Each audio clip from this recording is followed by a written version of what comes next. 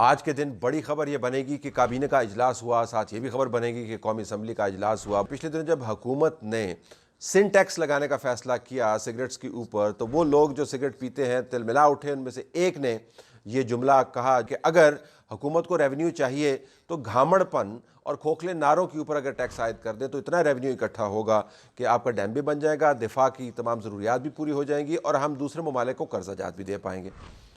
हमें पिछले दिनों फाइनेंस मिनिस्टर ने क्या बताया था? कोई फौरी बहरान नहीं है, ऐसे ही हैजान पैदा करने की कोई ज़रूरत नहीं है। आज के दिन के अखबारात उठा के देख लें, उसके अंदर वज़ीर-ए-आज़म पाकिस्तान ने कराची में जो भी मीटिंग की है उसके हर दूसरे पैराए के अंदर आपको बुरहान का लफ्ज़ नज़र आता है।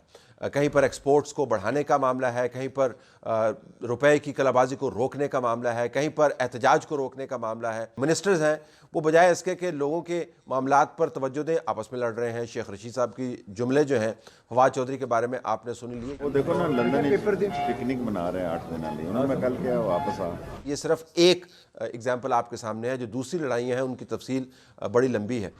जो क्रिटिकल मेडिसिन है, लाइफ सेविंग मेडिसिन हैं, उनके मैन्युफैक्चरर्स या बनाने वाले अखबारों में इश्तिहार दे रहे हैं कि खुदारा प्राइसेस का मामला तय कीजिए, वरना वो दवाइयाँ जिसके ज़रिए हम ज़िंदगी बचाते हैं हम नहीं मैन्युफैक्चर करेंगे। अगर आप खाद की कीमतों के ऊपर देखें तो आज की अखबार के अंदर खबर लगी हुई है कि खाद की कीमतें आसमान पर पहुंच गई हैं। यूरिया खाद 1350 से लेकर 1820 तक और डैप 2500 से लेकर 3700 तक पहुंच गई है।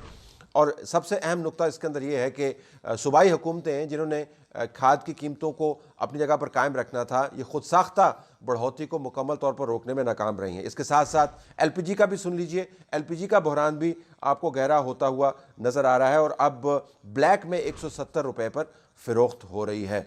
जिस निज़ाम के ज़रिए आपने हुकूमत चलाना है, कमेटियाँ वो मुकम्मल तौर पर गैर फ़ाल हैं। हुकूमत ने दर्जनों कमेटियाँ बनानी थी, वो कमेटियाँ बनी नहीं हैं। पब्लिक अकाउंट्स कमेटी का सरबरा नहीं मुतय्यन हो रहा, लिहाजा वो कमेटी भी गैर फ़ाल है। हमें ये मानना पड़ेगा कि तमाम हुकूमतें अपनी साख को बरकरार रखने के लिए खोखले दावों का कहीं ना कहीं सहारा लेती हैं, लेकिन खोखले दावों को अपना शार बना लेना और पॉलिसी को खोखले दावों से रिप्लेस कर देना, ये हमने इस स्केल पर पहली मरतबा होते हुए देखा है। तो ज़ाहिरन जो आपको तस्वीर बनते हुए नज़र आती है वो ऐसी ही है जैसी हमारे इस रिपोर्टर को लीक की है कि बड़ी संजीदगी के साथ बड़ा अहम काम कर रहा है और तमाम तर तवज्जो अपने काम पर इसने दी हुई है और बहुत ही प्रोफेशनल अंदाज से ये सब कुछ हो रहा है। लेकिन अगर आप तस्वीर को ज़रा खुला करें तो आपको नज़र आएगा कि हमारे इस रिपोर्टर की हालत क्या है।